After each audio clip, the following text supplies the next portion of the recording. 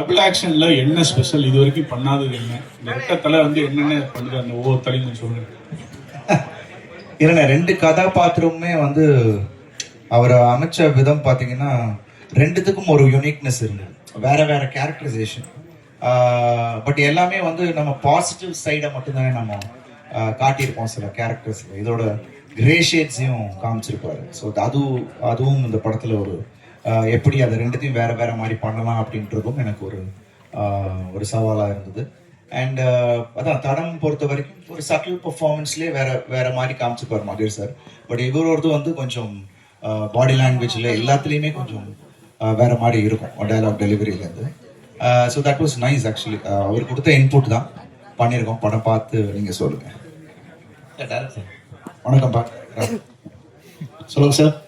Sir இது வந்து ஏற்கனவே அண்ணன் வந்து என்ன இருந்தாலும் பயங்கரமாக விக்டராக நடித்து வந்துட்டார். ஸோ தலை அப்படின்னு வரும்போது டைட்டில் ரெட்டை தலை அப்படின்னும் போது முதல்ல உங்களுக்கு தோணுது அருண் விஜய் அவர்களா இல்லை வேற ஏதாவது ஆப்ஷன் இருந்தா? இல்லை, ஃப்ராங்கா சொல்லிடுறேன். கதை எழுதும் போது எப்படின்னா அடுத்து 15 நிமிஷத்துக்கு ஒரு இன்டர்வல் பிளாக் வரணும், அந்த இது மைண்டில் வச்சு தான் கதை வந்து நானும் லோகுன் என்னோட அசிஸ்டன்ட் பார்த்திபன் 3 பேரும் இதை ஒர்க்கு ஸ்டார்ட் பண்ணோம். இந்த கதை ரெடி ஆகிட்டு இருக்கும்போது யார் பண்ணலாங்கிற ஒரு டிஸ்கஷன் வரும்போது நான் அஜித் சார் நடித்த விக்டருங்கிற அந்த கேரக்டர் மைண்டில் வந்தது.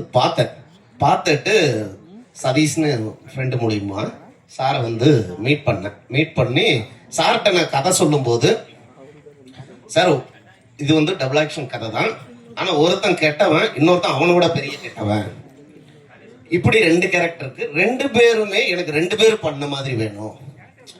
ஒரு கேரக்டர்லாம் ஒரு படத்துல ஒரு எமோஷன்ல ஒரு ஆல்மோஸ்ட் ஒரு உடஞ்சி இருக்கிற ஒரு சூழல்ல அழுகணும், ஆனா சத்தம் வரக்கூடாது. ஆனா ஒரு நல்ல சிங்கிள் ஷாட் வரும்போதும் அது பண்ணணும். இது மாதிரியானது இருக்குல்ல, இதெல்லாம் நாங்க வந்து உண்மையை சொல்றோம், பொய்யா சொல்லல. 5 நிமிஷத்து தான், ஒரே டேக் தான், அப்படியே ஒரு ரிஹர்சல் பார்ப்போம், ஒரு டேக் தான் எடுத்தோம்.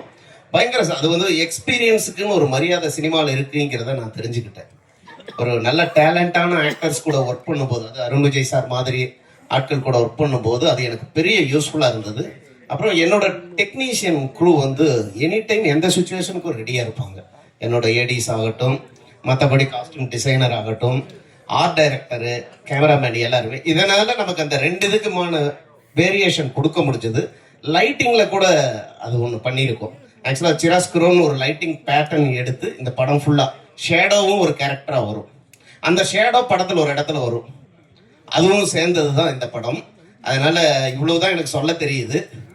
வேற